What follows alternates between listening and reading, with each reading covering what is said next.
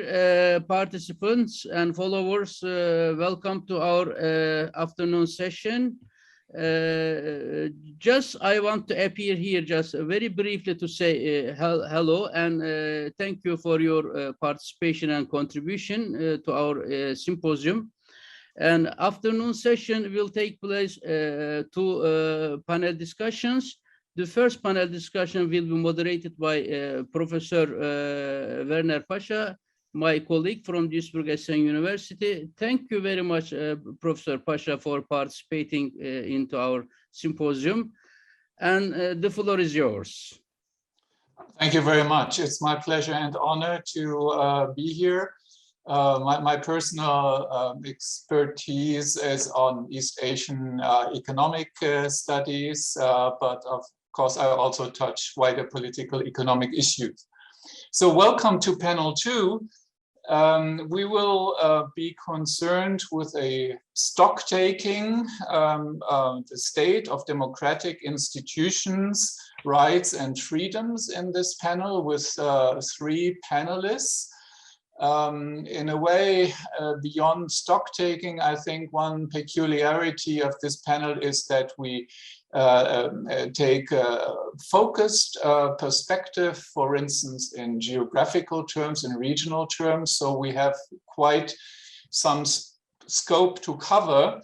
And that's why I suggest we will have 3 presentations with Q&A after each of the presentation, which is also, I think, fair to each contributor. So we have 20 minutes for each panelist and then 10 minutes of discussion. That's what I would like to suggest. And as for participating in the Q&A, there are 2 ways. There is the option for those who have been here in the morning, they already know, to raise the hand or to participate, write something in the chat. In order not to get confused later on, may I suggest that principally, please raise your hand. That also gives me an opportunity to have a lineup of the question in my participant list. But of course, if there are special concerns, if you want to share some material or something like this, please also use the chat function. All right, so without further ado, I would like to turn to the first presentation. It's my pleasure to welcome Professor Eckart Woertz. He's a professor of contemporary history and politics at Hamburg University in Germany, and at the same time, the director of the Institute for Middle East Studies at GIGA, the German Institute for Global and Area Studies, which is a major think tank associated with the government institutions, also in Hamburg. So he has a very rich background in politics, Middle East studies, political economy. He studied at Erlangen-Nuremberg University in Germany, a very rich career, not only at university, but also banks, research institutes, in Dubai, very important places in Europe and the US. And many publications on various topics, as you can already mention. Let me just mention one, I think, outstanding publication, which is Oil for Food, the Global Food Crisis and the Middle East. It's a book published by Oxford University Press in 2013. So we are very happy and honored to have you here, and please let us know about EU-Mediterranean cooperation efforts. Yeah, thanks a lot for the kind introduction, and thanks a lot for having me. Very timely event, I think. I try to share a PowerPoint presentation here. You see it? Yes. Very good. So basically, I want to talk a bit about the impact of populism on Euro-Mediterranean cooperation 25 years after the Barcelona process, a process that started in 1995. So the 25th anniversary was during the pandemic, and we took that anniversary as an occasion to think a bit, okay, what's the status of the process, by what is it impacted? And actually the status is not that good, right? There was not that much to celebrate, so to speak. The Union for the Mediterranean actually tried to push it a bit, also with a hashtag on Twitter, but it hasn't really caught on, right? The high time of the Barcelona process was in a way at its beginning, and already 10 years after, it had lost already a bit of steam. And we kind of try to shed light on the hows and whys by using populism as a kind of frame or angle to look at its impact on Mediterranean cooperation, especially over the past decade or so. During the presentation, so basically what I want to do is to look at the impact of populism on foreign policy, yeah, of Europe most notably, because most of the time populism, for good reasons, is more analyzed in terms of its economic impact or its impact on domestic policy. So I want to start with an outline of, hey, what is Mediterranean cooperation exactly? What is its history over the past 25 years exactly? And then afterwards, how the impact of populism was. Here you see the kind of beautiful picture of Mediterranean cooperation. We share one geographical room, the space, the Mediterranean. We even have a Mediterranean diet since the 1970s, yeah. And it shows you already, this is a very northern expression, the Mediterranean diet, kind of lifestyle term invented in the 1970s. As a Lebanese friend once told me, we don't call it Mediterranean diet, we call it Lebanese cuisine. Yeah. So even a very innocent term like Mediterranean diet actually points to the very charged nature of the term Mediterranean, right? It's a northern term. Essentially, it's the Roman lake. It's even reverberates in the ideology of Mediterraneanism that informed Mussolini, but also French colonial politicians. So the European Union could be a bit more aware of the kind of baggage that comes with it. And sometimes European politicians, especially in Italy and France, one only needs to think about the notorious speech in Dakar of Sarkozy, where he really spoke like a colonist almost. They could be more aware of it. Yeah. Having said that, the 1990s were a kind of pinnacle of Mediterranean cooperation. There was a lot of optimism. There was the Oslo process. There was movement in the Arab-Israeli conflict or Palestinian-Israeli conflict. And the Europeans, for the first time, formulated a kind of goal of having more foreign policy coordination with the common foreign and cooperation. There was a lot of optimism. The Oslo process, there was movement in the Arab-Israeli conflict. You hear me, yeah? Okay, there was some recording also. So that was the Barcelona process. That kind of lost steam only 10 years later with the second Intifada. The Arab heads of state didn't show up for the 10th anniversary. And it lost quite some steam.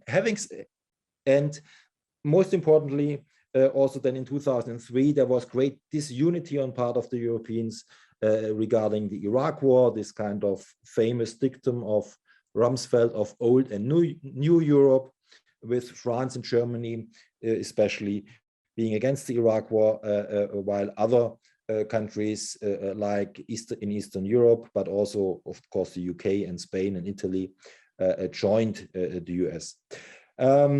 So in that sense,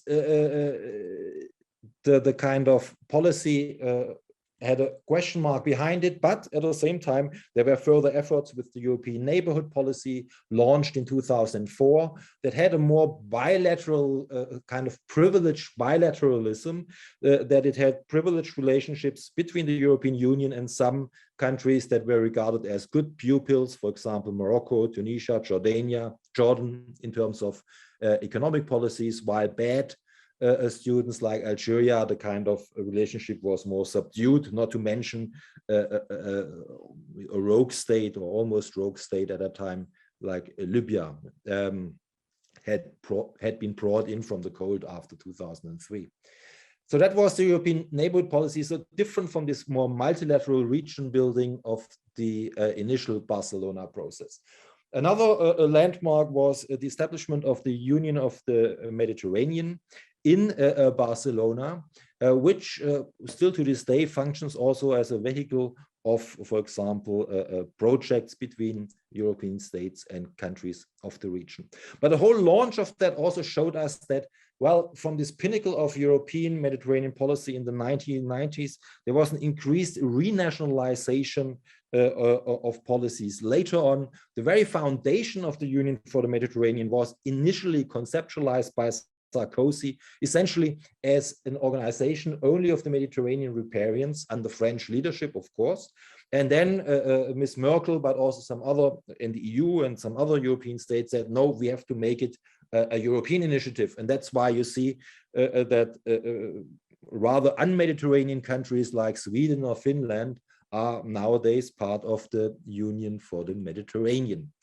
So what we have kind of at the end of the 2000s, that we have really increased institutionalization. So this famous quote by Kissinger, who do I call if I want to call Europe? Well, now he has a number, yeah, maybe with 3 extensions, right? The Commission, the Council, and the High Representative, but still there is increased institutionalization, but at the same time, actually considerably less consensus among the powers that be, among various European countries, and arguably as a result, less momentum in a Mediterranean policy than in the 1990s, where optimism was abound and where we had quite some progress, for example, in the Arab-Israeli question and with Oslo and so on. Now, what is the impact of populism here? First, let me clarify a couple of points or definitions after the discussions that we had during the last session. First, I think populists are still on the democratic spectrum, right? They participate in elections. They want to win the elections, and they crave for victories in elections. They crave for some sort of democratic legitimacy. Just think about Donald Trump. He's not authoritarian in the sense that, well, he has authoritarian tendencies, but at the same time, he really has craved this kind of attention, and he wanted, so populism can only happen against some sort of democratic backdrop. They are not authoritarians. So in the previous presentation, there was, for example, Mussolini figured as a populist. Mussolini was not a populist. He was an authoritarian, a fascist, but there are very considerable differences here. Also, the economic definition that was applied, for example, to Latin American populism in the 60s is too narrow. Yeah, this kind of reckless spending that is fiscally unsustainable for political expediency. Well, it has happened, but this view has excluded exclusionary right-wing populism, which is today rather dominant in Europe. So that's why the ideational approach that has also been discussed prominently during the last session by Mudde and others really highlights this kind of pan-ideological spectrum from left to right, this differentiation between pure people and corrupt elites, anti-pluralistic and borrowing from thick ideology. So overall, it's a thin ideology that's very malleable. Having said that, there are also other definitions and competing definitions at times. Most notably, I want to highlight here the political strategy approach, that kind of where the ideational approach focuses on what populists say. The political strategy approach actually looks, what are they actually doing? Yeah, this unmediated, often leader-centric appeal by to an unorganized mass of followers with weak formal organization. So very different from Mussolini, right, where ideology plays a big role, where you have a very strong formal organization, where also ideological purity is considered very important, and where democracy and winning elections is not that important because you know the truth, right, and you're pushing for the new man, and everybody who is against that has to get out of the way. Also the social cultural approach, but that I want to leave aside here just for completeness. So what I want to say is populism can mean different things to different people. And I think beside what populists say, we also will need to take a look a bit, what do they actually do? How do they organize? I think it's also an important aspect. And also it came up during the last session, there's not just left and right-wing populism, there's also the market liberal populism variety of Berlusconi, for example, which is quite different from the right-wing populism of Salvini. Also the Latin American populists of the 90s came up. And then we also have regional populisms, the Lega Nord, because before it turned into a pan-Italian enterprise, basically a change that was sponsored by Salvini, or some Catalonian separatists in Spain that more recently also framed this whole territorial conflict in very populist terms, while here the pure Catalonian people against the corrupt elites in Madrid, which also had, of course, an impact on Mediterranean cooperation in the very city that gave the Barcelona process its name. So what kind of impact can we see? Well, it's mostly from right-wing populism. Here, of course, migration has been a major stumbling stone, especially Eastern European countries, opposing very much a quota system that was proposed by Ms. Merkel, but also in Denmark here on the right-hand side. But that goes much further, especially Viktor Orban has become a kind of bugbear of the European Union, really actively torpedoing a more unified stance, and also kind of damaging the core brand of the European Union as a kind of model of democratic cooperation. So it was very difficult for the European Union recently to push forward initiatives, for example, regarding human rights or NGOs, not just in the Mediterranean, for example, in Egypt or in Turkey, but also in Hong Kong, yeah, where essentially Orban openly sided with adversaries. Also in case of Libya, for example, we had certainly an impact from the populist side when Italy and France clashed. Of course, there are national interests involved in the oil sector, and essentially both ended up supporting opposing sides in the Libyan civil war. Italy, the government in Tripoli, and France, the Haftar, the warlord in the eastern part of the country. So at one point, France even withdrew his ambassador, and Salvini accused France of exploiting Africa in a colonial fashion. Yeah. So you can see this kind of personalistic approach of populism can exacerbate existing tensions that are rooted in diverging national interests, and the diplomacy-making bureaucracy can be slightly emasculated. Yeah? But by the way, if we take a look from the political strategic point of view of populism, Macron actually has borrowed some of the playbook of populism, right? It's a very leader-centric movement. It's a EM, yeah, even using the two letters of his name and surname.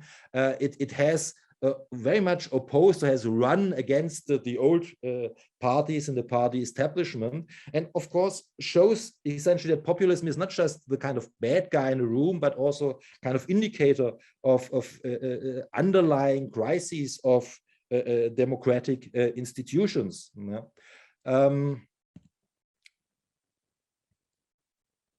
It doesn't, now it goes, yeah. And sometimes the European Union is also on the receiving side of populism. In the MENA region, mostly governed authoritarian populism is not that widespread. Having said that, those countries that have some sort of democratic institutions have seen, also have been analyzed through the populism prism, most notably Turkey, Israel under Netanyahu, but also in Tunisia. Although Tunisia now with Kais Saied, we can arguably speak of almost a return to some sort of authoritarianism to zero. Worthwhile looking ahead is to look at the EU agenda for the Mediterranean of 2021. And you can see here the 5 major points really touch up on areas where populism has had some influence in a European Mediterranean policy.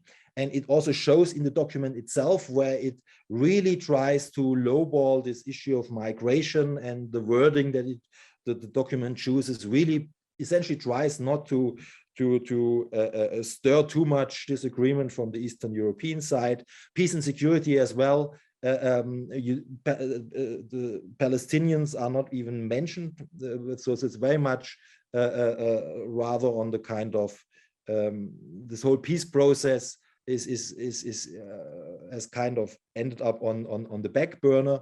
And of course, the exclusionary right, although people like Viktor Orban are essentially using anti-Semitic propaganda for domestic audiences in Hungary, he has had very close relationships actually with Israel under Netanyahu, and within a kind of clash of civilization narrative, various populists in Europe have rather sided with Israel as a kind of forward bastion of Western civilization, as some construction of a monolithic Islamic enemy. Also, you can see with resilience, a new mantra of the European Union, it kind of has downgraded its earlier discourse on export of democracy and so on. Resilience, a much more malleable, technocratic notion that can go together actually with more authoritarian forms of governments as well.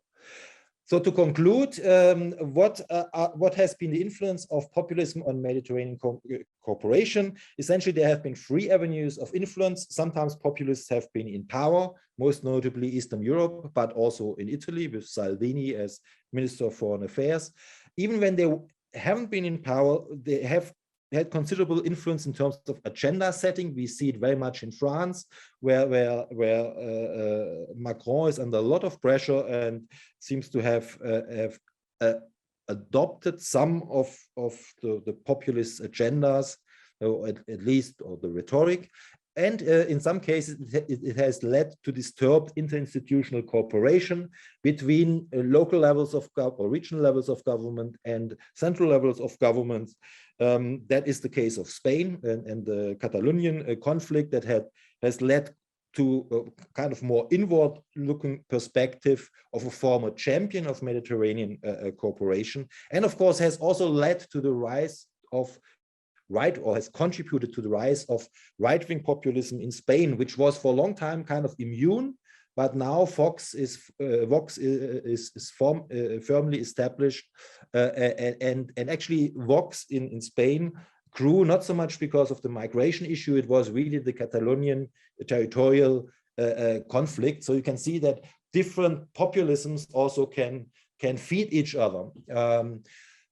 Secondly, the borrowed thick ideologies from which the thin ideology of populism borrows matter. Yeah, we see that with the exclusionary right-wing populisms in issues of migration. They very much focus on Turkey for kind of clash of civilization motivations. And we see it with Salvini, right? Berlusconi, market liberal populism was still for Turkey, EU ascension. Salvini now very much has Turkey in his, or had Turkey in his sights. So Turkey is kind of one topic they are dealing very much with. Also Israel-Palestinian conflict. Some of them have mulled to move their embassy to Jerusalem from Tel Aviv, like the USA has done under Trump, and this whole issue of NGOs and human rights, where rulers like Orban very much agree with authoritarians in the Middle East that NGOs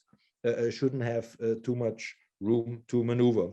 Having said that, exclusionary left-wing populism like Podemos in Spain, they have, of course, less votes, are also less focused on the Mediterranean. When they do, they also hold dedicated, often then opposing views. In the case of Podemos, it has sided quite openly with the BDS movement. Otherwise, populists are mostly anti-interventionists on principle on the left, more selectively on the right. Having said that, a lot of the right-wing populists have actually sided or endorsed Russia's Syria intervention, which might have something to do that they received quite some money from them. I mean, at least the Front National, or the earlier Front National in France, but even Salvini was in one point in talks with the Russians to get money. Of course, that is a serious question of credibility in Europe as well, and arguably stability as well.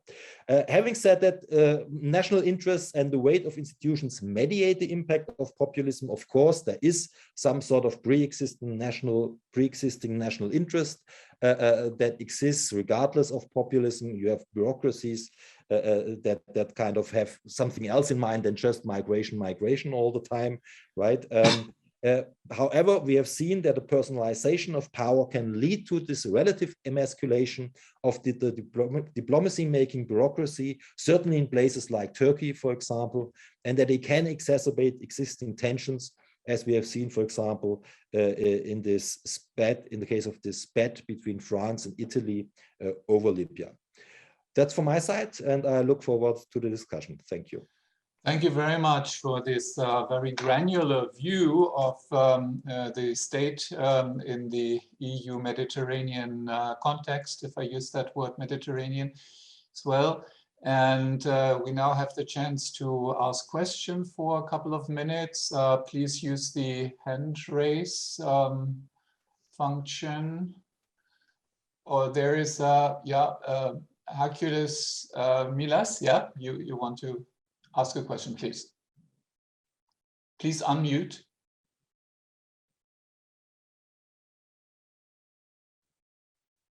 Okay, now you hear my... Yes. Okay. Professor Woertz, I thank you very much. I listened to you with great interest because I am from the Mediterranean, so I have the special interest in what you said. Thank you very much. My question is about different appearances of populism. We have right-wing populism, left-wing populism, territorial, economic, and so forth.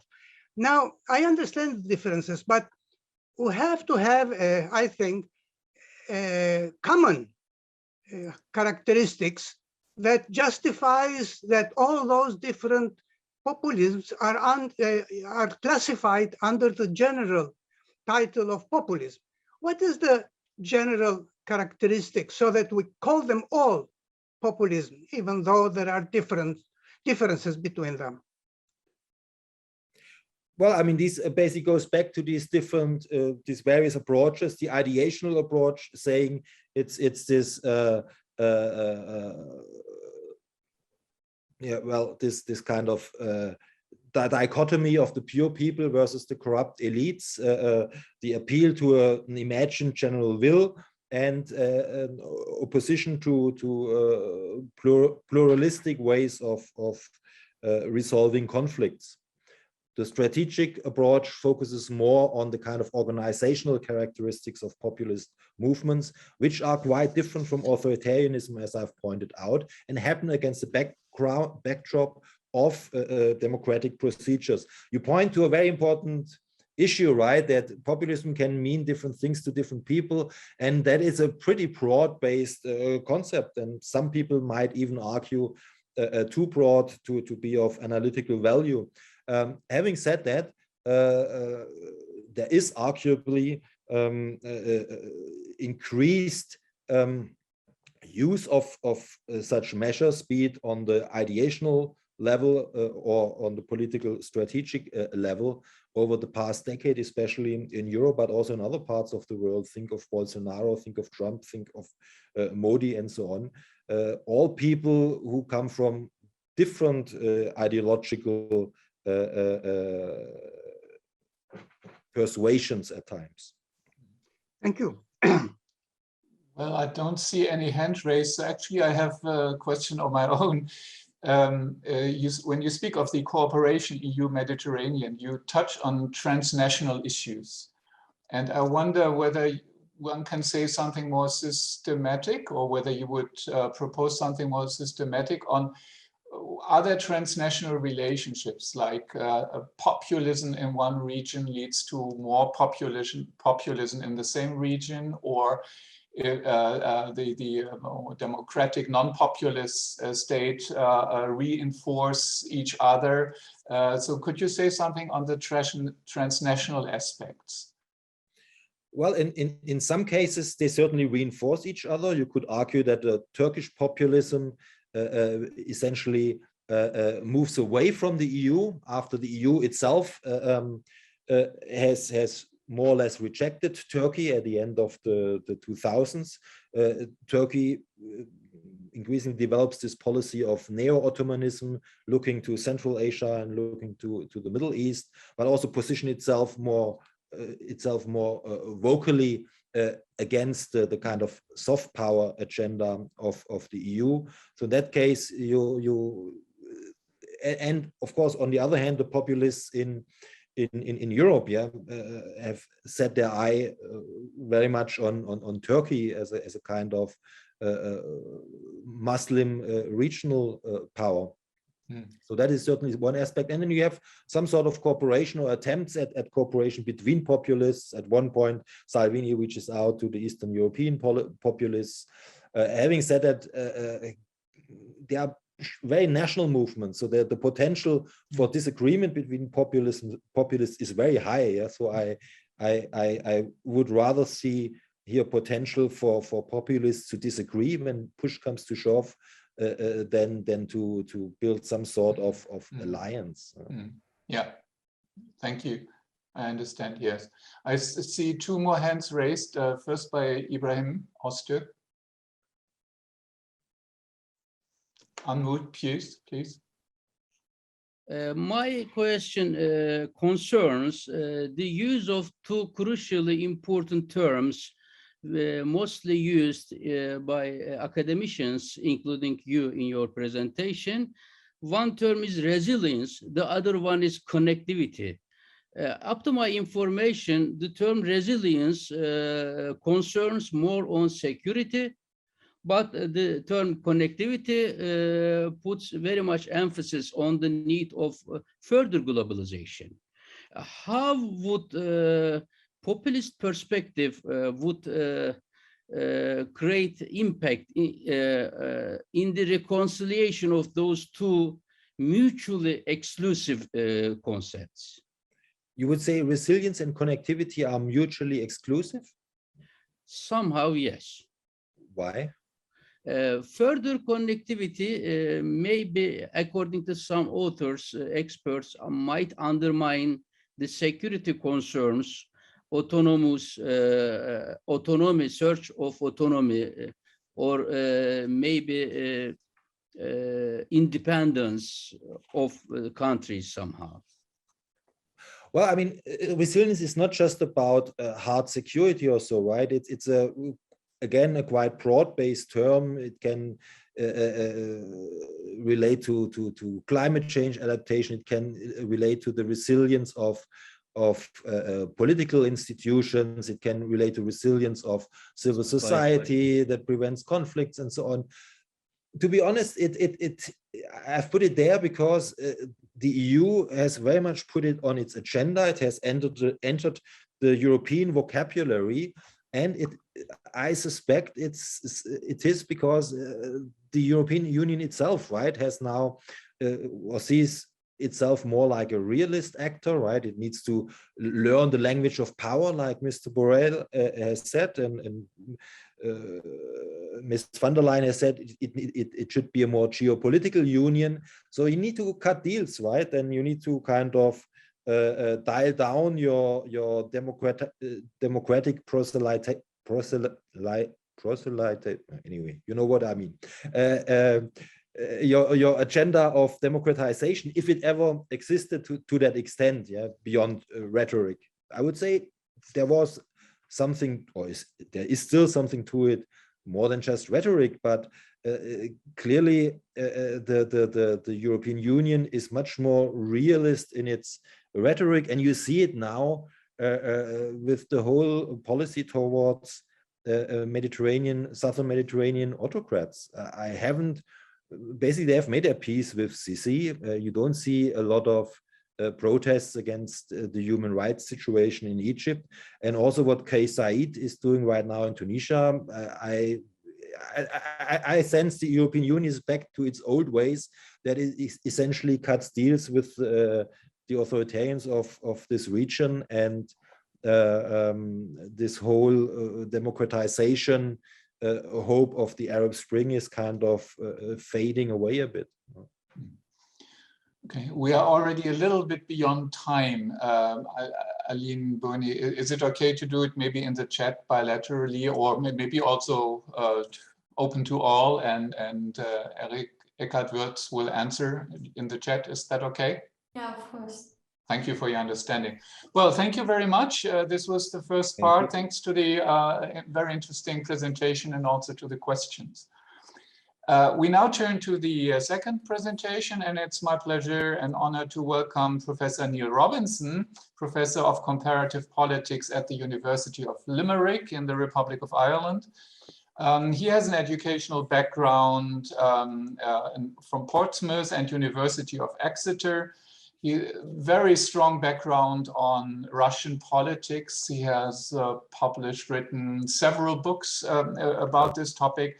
And again, if I only try to mention one, let me mention a recent publication, Comparative European Politics, Distinctive Democracy, Common Challenges, a book co-edited with Rory Costello by Oxford University Press again in 2020. So a warm welcome, and the floor is yours. Thank you very much. I think to spare the blushes of the University of Exeter, I should say that I went to the University of Essex rather than the University of Exeter. Oh, I'm sorry. I'm sorry. No. I just don't want them to take any blame for any errors that I make. You should blame the University of Essex. I'm not going to put up a PowerPoint slide today. I'm not teaching this semester for the first time in 20 years, I think, and I promised myself that I wasn't going to touch PowerPoint the entire semester. So I'm just going to speak. So I was asked to talk about the effect on global governance of hybrid regimes which have elements of populism within them. And I think it's a very interesting question to think about, because as I think we've heard from the previous panels and speakers, generally when we're looking at populism as a threat to global governance, we're thinking about the ways in which there are threats to the liberal international order, which is the sort of the main way through which governance globally gets done, as a threat that comes from sort of two sources. That first of all, there's a threat to globalization as a process. And globalization is one of the drivers for creating global governance because of the demand from economic actors for property rights, for the facilitation of international trade through processes of global trade regulation.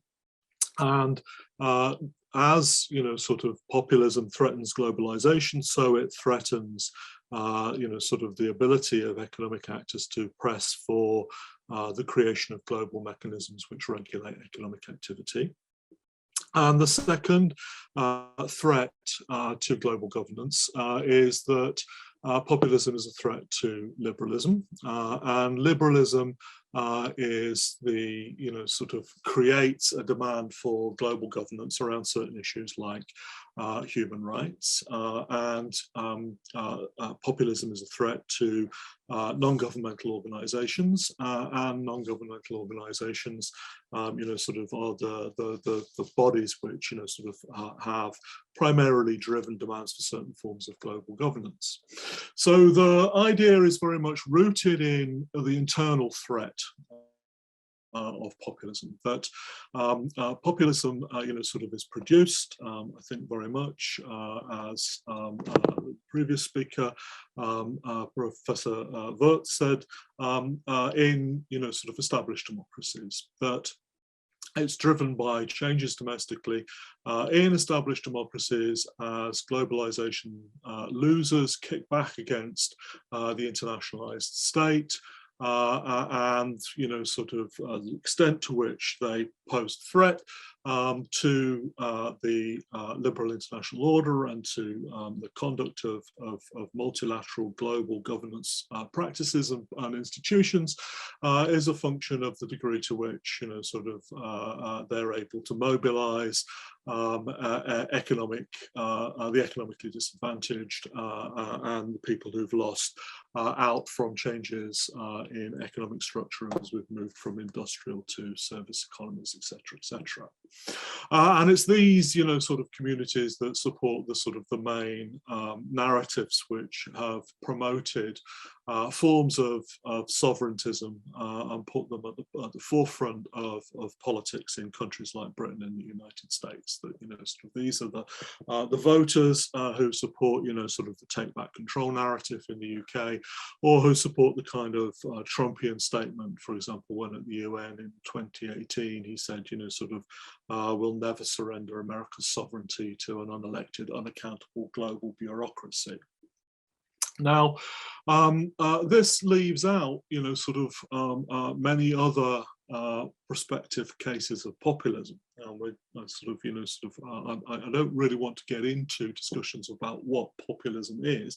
We've already had some of that, and it is a bit of a minefield. But there are cases where populism has been used by politicians in office in a way that has exacerbated crises of democracy in some countries, and has led to those countries becoming more authoritarian.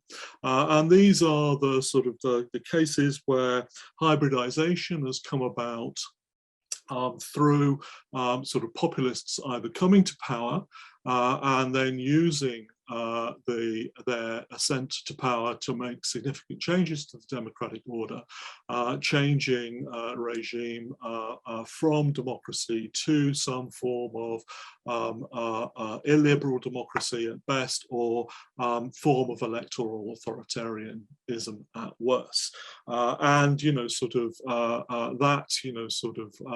might be the case in somewhere like Venezuela, or Hungary or Poland, with obviously differences in the extent to which they're able to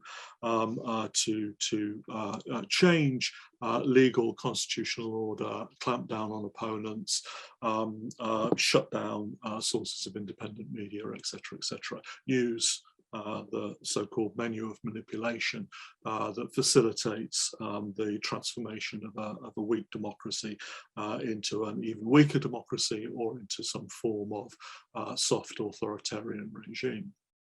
There are also, however, cases of hybrids where politicians have used populist discourse in order to secure power and to consolidate power against challenges. And in these, cases, what you see is the use of a populist logic of social and political antagonism to formulate the basis of legitimate political agency, and to close down political spaces in a way that is benefit to the leadership, and leads to a constriction of political space, and to some form of consolidated authoritarian rule. So I would, disagree slightly with Professor Woertz that populism and authoritarianism have nothing to do with one another. I think there is political science literature which shows that where populists come to power, the quality of democracy generally declines, and there are people who use populist logics in form of weak ideological rhetoric that centers around mobilizing on the basis of antagonism between elites and people in order to construct authoritarianism. This should not and is not necessarily always the case of every populist movement that comes to power, or every politician who turns to populism to try and consolidate power. But sort of it is something which I think we have to allow for happening, both sort of theoretically and something that has happened in various places in the world. Now, the latter kind of case of a hybrid regime with some sort of populist elements to it would be the case which I'm most familiar with, Russia. Some other people would argue in the post-Soviet space that the same thing has happened in Kazakhstan prior to the most recent disturbances there, but sort of there have been claims made about it. And that sort of occurred in Russia, at least sometime after sort of 2011, 2012. And led to the sort of entire reformulation of regime discourse around, sort of notions of what constituted the Russian people and what constituted a legitimate political agency in terms of what the people needed for their representation. It was an alternative vision of democracy, sort of popular democracy rather than liberal democracy, but sort of it sort of clearly cuts down on sort of political pluralism and economic and social pluralism too within the country. Now, these, sort of are not generally, these countries are not generally seen as being threatening to the liberal international order and global governance because, sort of they're generally seen as being peripheral, right? That they are either, sort of economically generally too small, or they are in some sort of revolt against Western modernity, either, sort of as something that has been sort of coercively exported to them, or as something that sort of they have some sort of long-standing historical objection to, and this sort of is seen as sort of not actually affecting global governance all that dramatically, except insofar as some countries, Russia would obviously be the prime example, sort of have the ability to have major effects on things like the security architecture of Europe and play major roles in certain international organizations like the United Nations. Now, there is, sort of a degree of truth in the argument that, sort of what we're seeing is some form of rejection of Western modernity.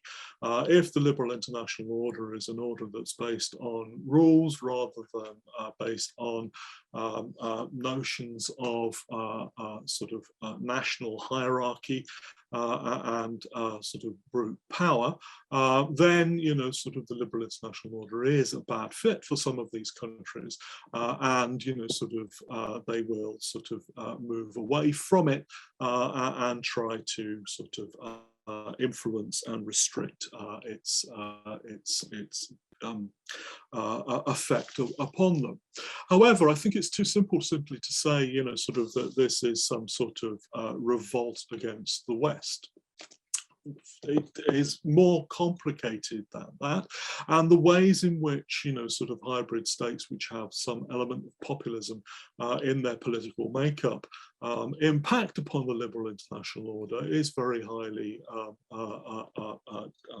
differentiated when we look at it case by case. So, sort of, it partly depends, of course, on the degree of authoritarianism that they are able to effect and the balance that, sort of exists within the hybrid between democracy and authoritarianism and the ways in which populism mediates between populism and authoritarianism and democracy. It is also obviously a function of the amount of sort of hard power that a state has in terms of its military economy and its ability to interact and force its will upon neighboring states. So the first thing I think we need to do when we're talking about hybrids and international and global governance and the ways in which they fit into the liberal international order is to think of the difference between states which are rule benders and states which are rule breakers or seek to be rule breakers. The rule breakers are countries which sort of endeavor to become the center of new regional projects economically and potentially in security terms as well. So in the case of Russia, for example, we have the Common Security Treaty Organization, we have the Eurasian Union, and sort of we have this attempt to sort of carve out a zone of influence which sort of lies to some considerable degree outside of the liberal international order, and these organizations in sort of the mind of many Russian members of the Russian elite are institutions which will allow Russia to mediate how member states interact with the liberal international order so that Russia's interests are protected first and it can affect its regime survival.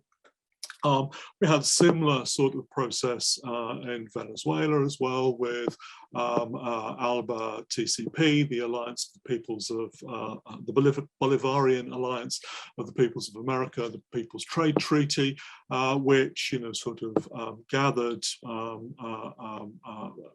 Cuba, Bolivia, lots of small Caribbean islands, and originally Ecuador and Honduras, although they subsequently dropped out, and Bolivia's relationship looks a bit rocky, but sort of was a means of extending sort of Venezuelan economic influence into political spheres across the region, because of course all of the member states were primarily interested, as far as I can tell, not being a Latin American expert, primarily interested in getting cheaper oil from Venezuela.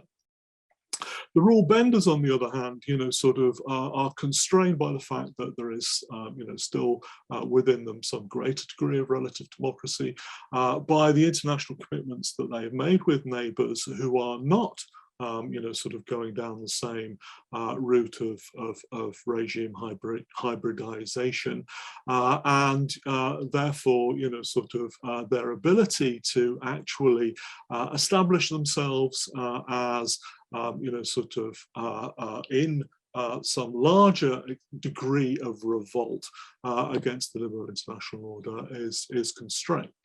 So Hungary would be, sort of a case in point here, I think. Sort of on the one hand, yes, it is, I think, as Professor Woertz very neatly described in the case of Mediterranean politics, it sort of is an awkward power, within the European Union, but it and Poland are to some degree constrained. They're constrained by, for example, things like the European Court of Justice ruling, was it the end of last week or earlier this week, which, sort of said that, kind of they had to uphold the rule of law in order to be in receipt of, certain European monies. So there are some constraints on certain kinds of hybrid states, and we can't put them all in the same bracket, no matter how much we'd like to, and no matter how much their leaders' rhetoric would, sometimes lead us to believe. The second issue that I think we have to sort of be aware of and take into account is that this is a political revolt rather than an economic revolt. Sort of the problem is politics and how global governance and the liberal international order as sort of regimes which seek to enforce certain standards of political behavior and seek to promote certain kinds of issues in politics as, you know, sort of the basis for interaction and the conduction of relations. This is what these states are objecting to, not to the global economy. They wish in many ways to see, you know, sort of global economic interactions unfettered from the political elements of global governance. And they wish certain sort of political issues, or what they would see as political issues, like security, to be uncoupled from, you know, sort of more value-driven politics, which, you know, sort of Western states would often claim to be at the heart of their sort of foreign policies and international outlook. And the reason for this is because, you know, sort of these regimes are to some extent all globalized autocracies, as a Russian author living in the United States has put it.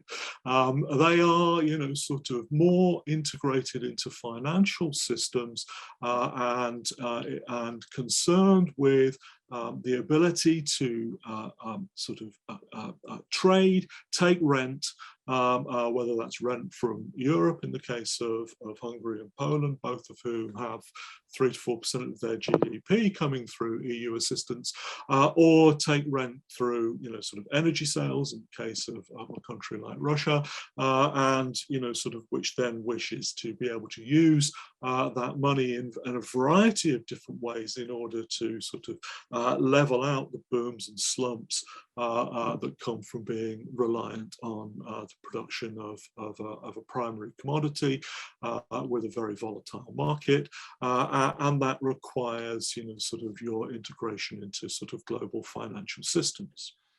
So the extent to which, you know, sort of this is a full revolt against global governance from these countries is, you know, sort of highly varied, according to what kind of hybrid regime you have and the amount of power that you have and your immediate environment and the ways in which you sort of fit into the global economy. So this is a rejection of political globalization and of global governance as the fundamental provision of global public goods in, you know, sort of politics in the first instance, but in the sort of also in the way in which, you know, sort of there is some spillover from political governance into economic governance as well. And, you know, sort of this, I think, you know, sort of is an issue that sort of really needs to be confronted, because the standard issue, you know, sort of solution to the populist problem and its threat to the liberal international order is to say, sort out, you know, sort of your problems at home. Right, get rid of the basis for populism in Germany and France and Italy, deal with, you know, sort of the fallout of economic change, restore some sort of global social contract for rich countries by taxing the globally wealthy and supporting social welfare nets in ways that, you know, sort of haven't been done or have been significantly eroded over the last 40 years or so in Western liberal democracies. But that might solve the populist problem in some countries, but it's not going to resolve it in others. And so you're still going to have this threat coming to the liberal international order from other parts of the world, where indeed some of the mechanisms that are used to solve problems in Western liberal democracies might actually exacerbate the causes of populism and rejection of liberal international order elsewhere.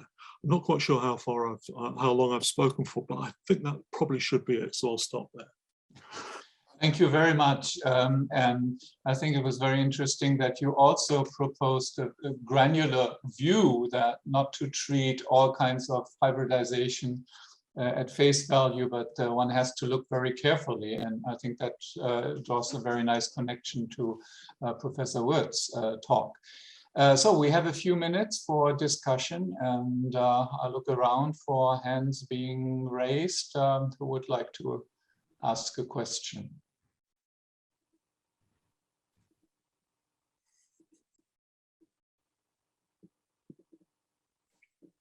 Well, you said. I love it when I get no questions. Yeah, well, you know, if nobody asks, you know, the bad means everything I is said I was ask right. a question, and I'm not sure whether that's better.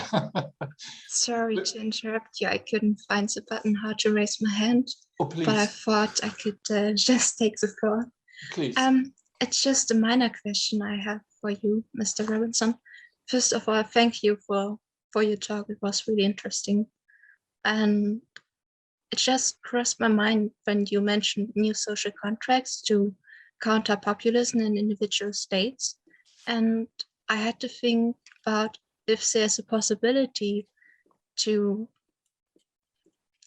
take it on a bigger scope, let's say EU level or in another international organizations, that we try to kind of reinvent the social contract and try to, not narrow it down to one state, but try to really have it on several levels, so to speak. Yeah, I think that's in some ways part of the implication of what I was coming to at the end. I must admit I haven't kind of followed that thought all the way through, but you know, sort of when we talk about global governance and we're sort of often associating it with liberal international order, we're not really thinking that, you know, sort of we think of that as, you know, good because it's rule-based, etc. And, you know, at some level that's true. But of course, those rules were made by a certain set of countries and under certain conditions of power and dominance, and therefore are not necessarily going to be attractive to countries in the rest of the world. Now, some of the objections that they then raise are you know, sort of self-serving objections of not very nice people, and you know, sort of we should you know, sort of not pay them too much mind, but you know, sort of we do need to think about, you know, sort of how we deal with let us say, weaker democracies in certain parts of the world who are still struggling to, you know, kind of hang on to democracy. We need to think about how we deal with democracies which are under other kinds of threat, and how we take care of their interests within the liberal international order, rather than, you know, sort of simply thinking that we can go back to the old normal. I think what was it? I forget the phrase that was used this morning by our keynote speaker, but he said something. He had some phrase about returning to the to normality, and you know, sort of that I think is, you know, sort of you know, kind of merely going to end up with us repeating history, and history's been pretty awful in many key dimensions, so I'd rather we didn't do that. Yes, I think we have time for one more question. If you cannot find the button, if it looks similar to my screen, you know, at the bottom there's a row of icons, among them reactions, and if you go there, there is one type of reaction. Raise your hand, and there you should hopefully find it. So do we have another question left? I mean, well, Professor Robinson, you touched on the question whether this populism is more a political or economic development. And I mean, I was wondering if, why didn't we have this populist move all over the world before? And it seems to me, at least there is this correlation to economic problems coming up, right? That globalization, we all see that globalization, economic globalization cannot go on like it did before. We have the problems of reaching limits, maybe of growth, also ecological limits, fiscal limits, you name it. And so I wonder, you know, as kind of, let's say, wild hypothesis, if we see that, you know, economics cannot deliver anymore, then what do political entrepreneurs do? I mean, they cannot deliver in terms of good economic policy. So they seek other venues to establish themselves. And then we move into these kind of populist political entrepreneurs. Would that be oversimplistic? No, I mean, I think that's true. I mean, I wasn't saying that processes of economic globalization, you know, sort of spread of certain ideas about the organization of economy and the distribution of wealth weren't responsible for the rise of populism. What I was saying is, you know, sort of what do these kinds of populists object to? And they don't object to neoliberalism. They don't object to, you know, sort of the international financial system as one that has lots of holes in it that they can use to move rent around in. But no, I mean, very much, you know, sort of the cause of this was, you know, sort of was very often, you know, sort of liberal economics running out of steam. I mean, if you would take the cases of Hungary and Poland, you know, sort of it was the destruction of the sort of post-communist social democratic parties, which, you know, sort of ended up being responsible for austerity, allowing, you know, sort of former liberals to then occupy a political space which blamed all this stuff on out-of-touch elites following the orders of international financial institutions and causing people to have, you know, sort of declining living standards.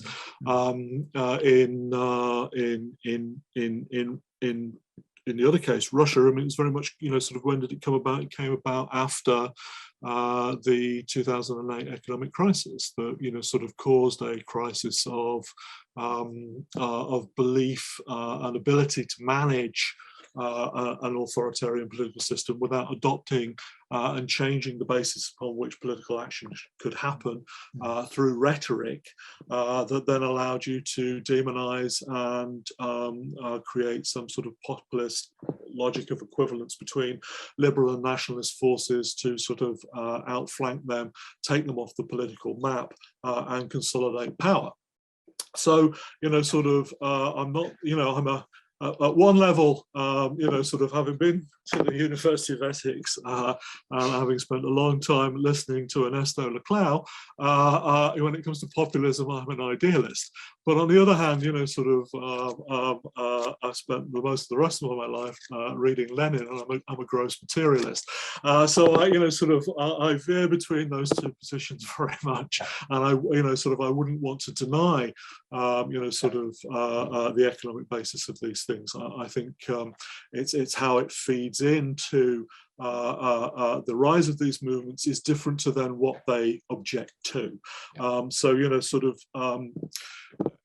you know, kind of, there's a lot of writing about, say, you know, sort of post-communist political economy, for example, which would look at places like Hungary, look at places like Russia, and talk about the rise of state capitalism.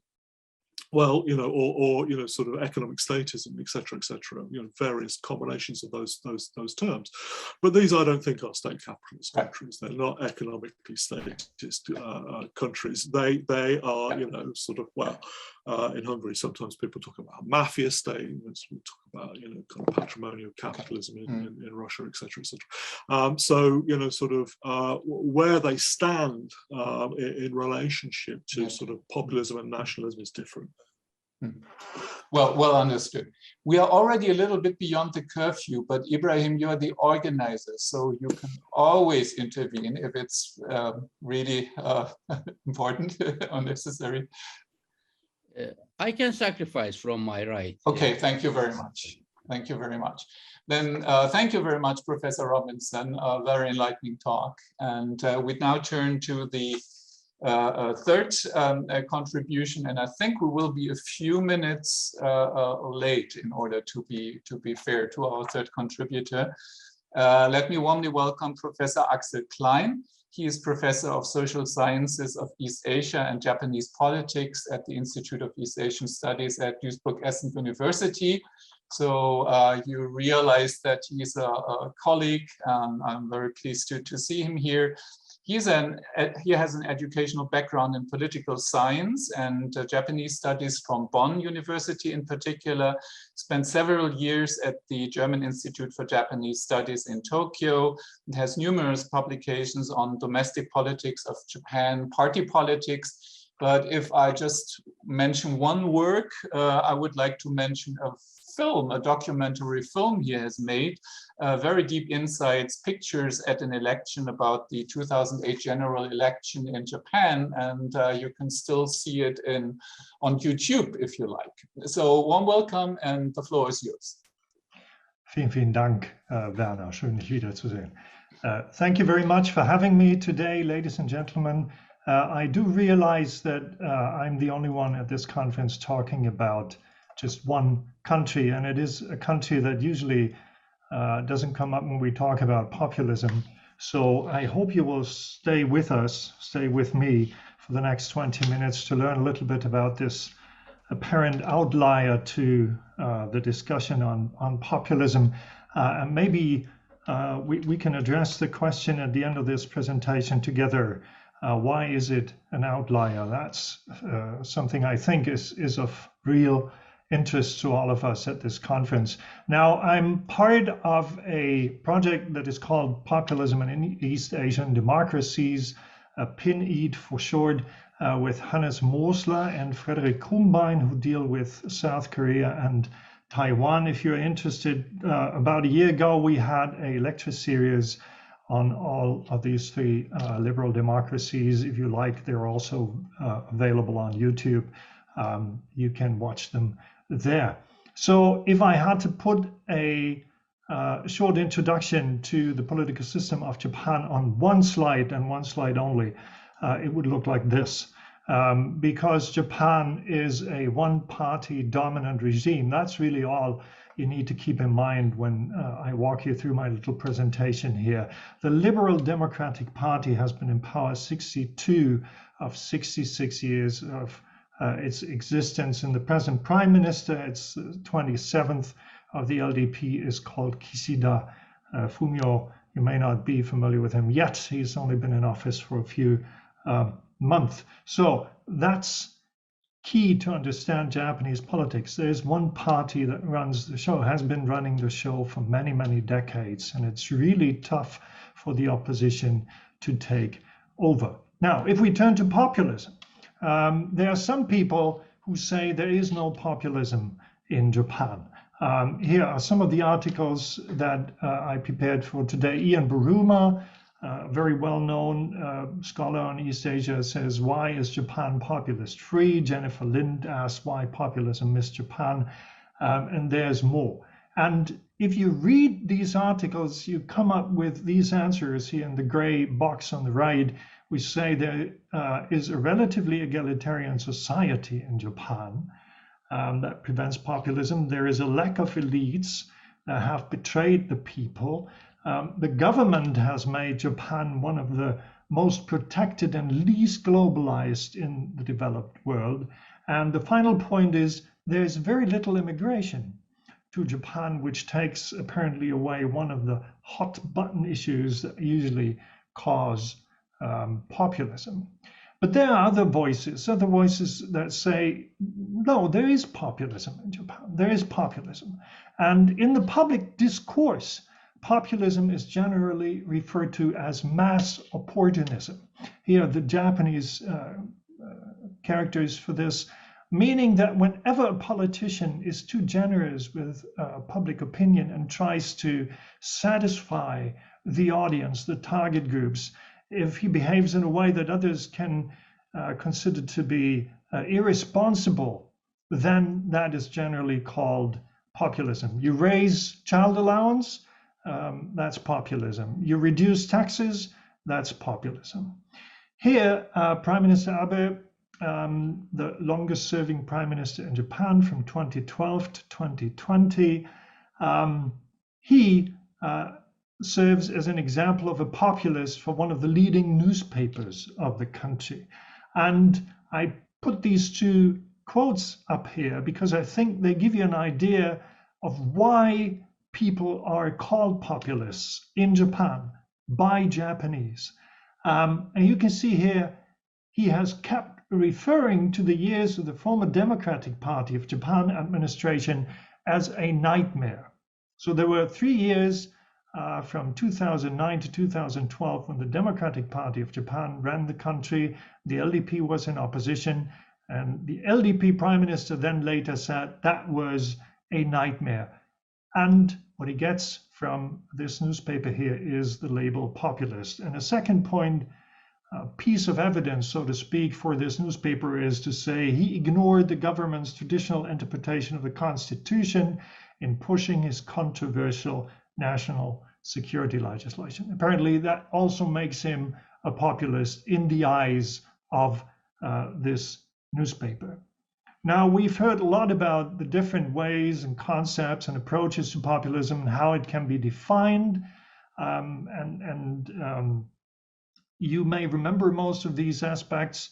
I'll get to them in a moment to remind you. But let's look at another potential candidate as populist, and that's Koizumi Junichiro. If you're not familiar with Japan, he was prime minister from 2001 to 2006. And here in these 4 boxes, I summarized the reasons why he was referred to as a populist by not only one newspaper, but all the newspapers and a lot of academic publications. And I'm not even talking about mainstream journalism here. He had a different leadership style, meaning that he attacked people in his own party as being too inflexible and adverse to reform. He was media savvy, and up until his tenure, most Japanese prime ministers were, and you excuse my French here, they were really boring in terms of how they addressed the public, how they would hold press conferences, how they would deliver campaign speeches. He was different. He was interesting. He had this struggle against the LDP mainstream, so against the old guard within his own party, for the reforms, which is the 4th point that he wanted to push. And if you could pick one area in a liberal democracy that you think would be appropriate for a populist to push, I'm sure you wouldn't come up with the field that Koizumi picked, which was postal privatization. I think postal privatization is far from anything that populists would usually dream of as being the right topic. But for him, it was postal privatization. So you can see why he was referred to as a populist. You may not understand this, you may not agree with it, but you see what happened in Japan. And foreigners, foreign scholars who observed Japan, they picked up this label and said Koizumi is a populist, although they had a hard time arguing for it. So as the question by Iraklis Milas before already made clear, we have a lot of conceptual confusion, but we don't need to go into this. I think there is no time for that. It's quite an academic discussion. I think what this conference here is about, first of all, is those people who mobilize the people to undermine democracy, to undermine liberal democracy, and move the country into a direction that is closer to authoritarianism. So if we keep that in mind, I can almost, but only almost, skip this slide, which summarizes 2 of the points that Professor Woertz mentioned 2 presentations before, which is the political strategic approach and the ideational approach. And if you just look at the red terms, there is a personalistic leader, and he's enjoying support from large numbers of mostly unorganized followers. That's all you have to keep in mind for the political strategic approach for the purpose of this presentation. And then there's the ideational approach, a thin-centered ideology, meaning you can replace ideology, you can use a lot of it or not, but it's not really key to this understanding of populism. Key is this antagonistic camp of the pure people and the other one, the corrupt elite. And then there's the general idea of volontaire générale, the general will of the people. But if we apply these 2 concepts to Koizumi, won't check many boxes. It's no identification of the people with Koizumi. He never used that rhetorical pattern. There is no rhetorical empowerment of the people, and there is no populist twist, meaning that once he got into office, that he would then claim to be talking for all of the people. He didn't really care, at least he pretended to. The ideational approach doesn't fit either. There is no radical antagonism between virtuous people and a corrupt elite. There is no anti-pluralism, no anti-liberalism, and never once did he talk about the enemies of the people. So it'd be really difficult to call him a populist. There are more examples. The other examples are different because they are local politicians. They are not working on the national level in Japanese politics. And the first one I would like to introduce altogether, I think I have 4 of them, really quickly, is a guy who founded Reiwa Shinsengumi. And it's there is no English translation for this. The party doesn't offer any. Reiwa is the name of the present emperor era. And Shinsengumi used to be a group of samurai a couple of centuries ago. So he is trying to be that group of people who observe the best in Japan, in contemporary Japan. And for those of you who can read Japanese or Chinese, probably the same characters here, I put a circle around these 2 key characters. It's love and money. That's what he says. Japanese people, what they lack is more love and more money from the state. He wants to build a country that offers that to everyone around. So, 何があっても心配するな。そんな国をあなたと作りたい. So whatever happens, don't worry.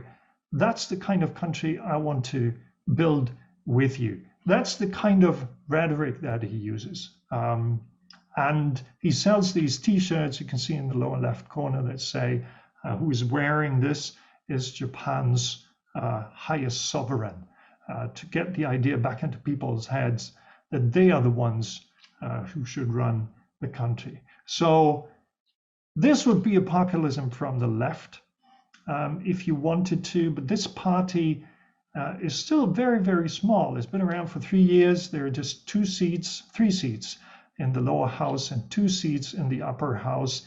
And he himself doesn't use any of the rhetoric that usually is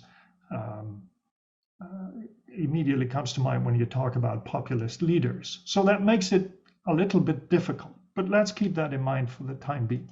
There's another person, Onaga Takeshi, actually he died 2 years ago, who is the governor of Okinawa, these islands to the southwest of the main islands in Japan.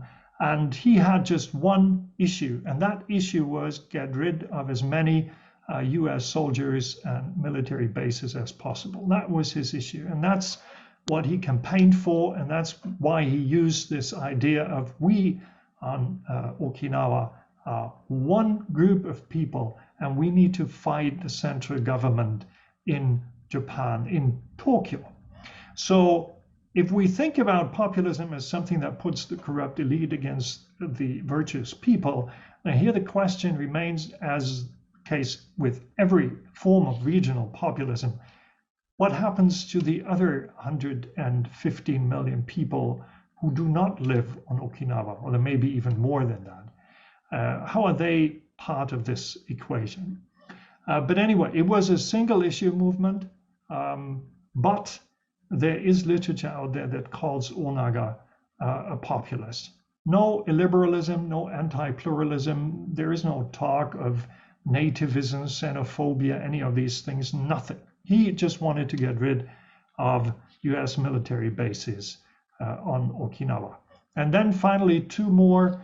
Koike Yuriko is the governor of Tokyo, who created a party called People from Tokyo First. That was the name of her party. And that was sufficient to provoke some Japanese political scientists to look into her rhetoric and her campaign proposals if they weren't populist. And we get to that in a moment, the results of that analysis. And the guy on the bottom of this slide, Hashimoto Toru, used to be a lawyer, then became a governor in Osaka. And he was called a populist because he appeared to be quite aggressive in his way of attacking others, the bureaucracy, the central government, labor unions. A lot of people actually got attacked by him, and that made him a populist in the eyes of traditional mass media, but also some scholars like my colleague Yoshida Toru from Hokkaido University. Which brings me to a key point here. Who's a Pino and who's a populist? And Pino is my way of saying populist in name only. That's my abbreviation for the idea that some people are called populists, even though they may not really be populist. And we already heard today that the term populist can be used to attack people, be part of competition, electoral competition. So, and if you look at these extremes that I put up here on the slide, on the left, for example, you have political competition, and on the right, there's radical antagonism. And in between, you have these large, many shades of gray. And the question is, how do you determine whether attacking your opponent, criticizing them, is just political competition or already the Manichaean struggle that Mude and others require populists to use? The same is true for when do your supporters turn into virtuous people? And when do voters turn into the people? And when does criticism of decision makers cross the border to becoming a fight against morally corrupt elites? So what I'm trying to say with this slide here is that the local political culture, and that's true, I think, many countries, is often an implicit background against which to measure and label actors and their rhetoric and their activities as populist. And the political culture in Japan clearly calls people like Koizumi a populist, who with the same behavior, I'm sure in no European country would be referred to as a populist. But for the political culture in Japan, his way of competing with his own party, his way of pushing his ideas was different. It was different, and that helped to label him populist. So if I summarize this, I'd say there is no populist party in Japan. None of the actors that I introduced to you are a party. And there is no populist politician resembling the populists that we discuss at this conference, I think. And the small number of phenomena that I've introduced to you, I think they allow Japan to score low on populism. So the next question would be, why is there so little populism in Japan? And if you look at the country, you can find a lot of reasons why there should be more. There's rising social inequality. There is one dominant party and ministerial bureaucracy that could easily be referred to as the corrupt elites. you have an economic and financial crisis every now and then, starting really from the early 1990s. And Werner is much more the competent person to talk to here. From the 1990s onwards, we've had a number of these crises. There are negative effects of globalization on parts of the Japanese population.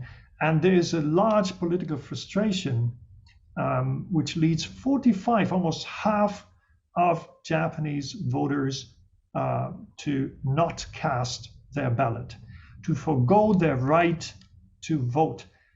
Overall turnout at general elections is a little bit over 50%, 55, I think, the last election we saw. So there are reasons.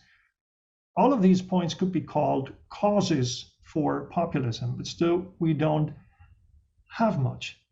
And here is one attempt to answer the question, why not? And I think one piece of the puzzle is that polarization may be the missing link.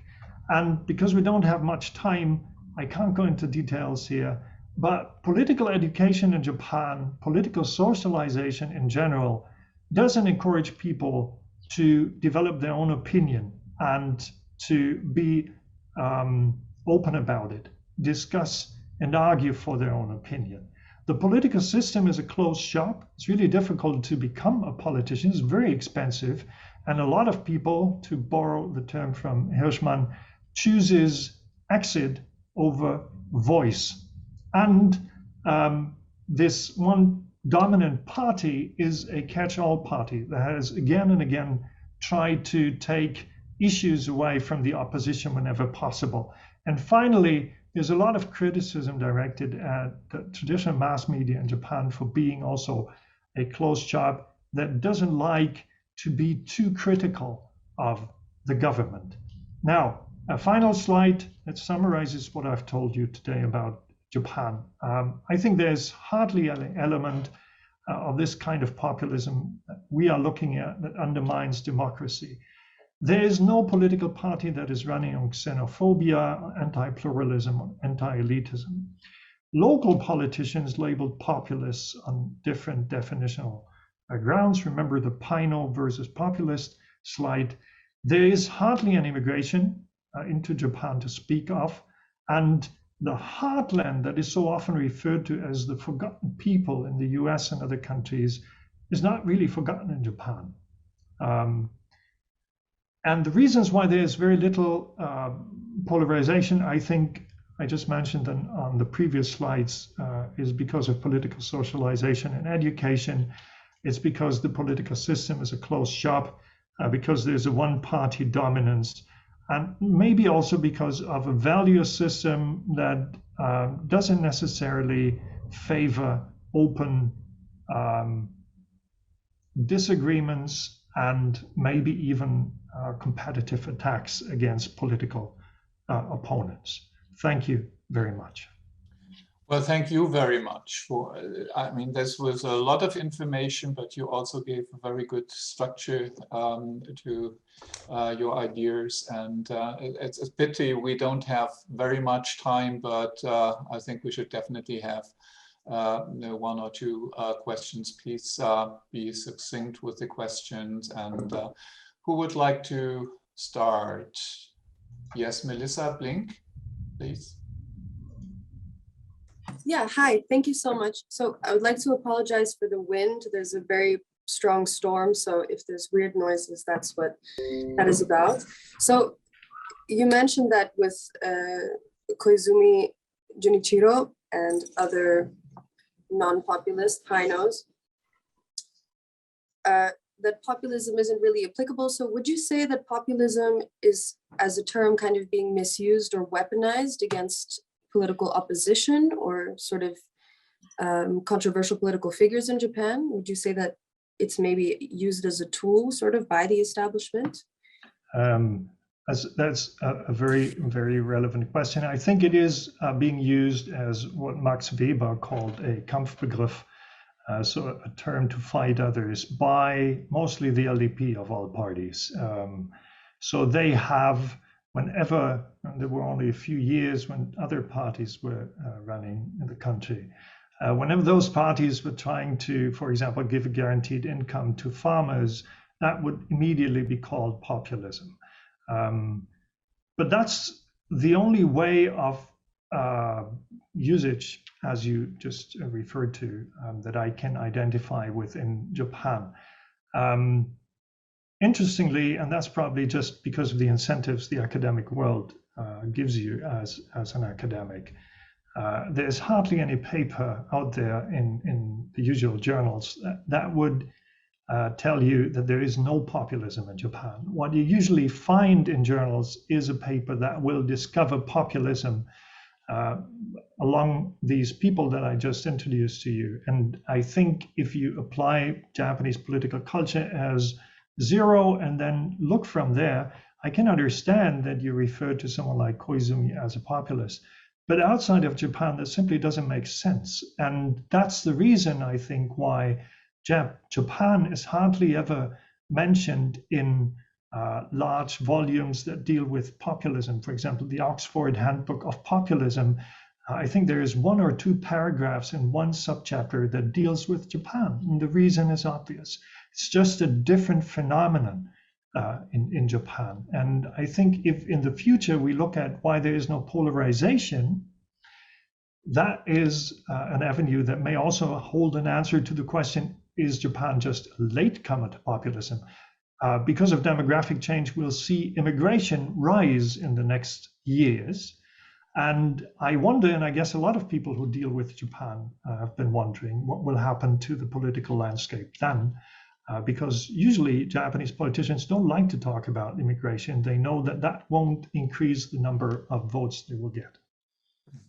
So probably final question now from Eileen Borny, please. Thank you. Yeah, I'll be brief. I'm curious to know if you think that social media could eventually have a role on increasing polarization and changing these educational and socialization aspects that you mentioned in the cultural, the political culture of Japan. That's absolutely a key point. I totally agree. And we know that from other countries how new social media changed the way that people discuss. There's very little research out there, and everyone who's ever tried to do research on new social media knows how hard this is to study.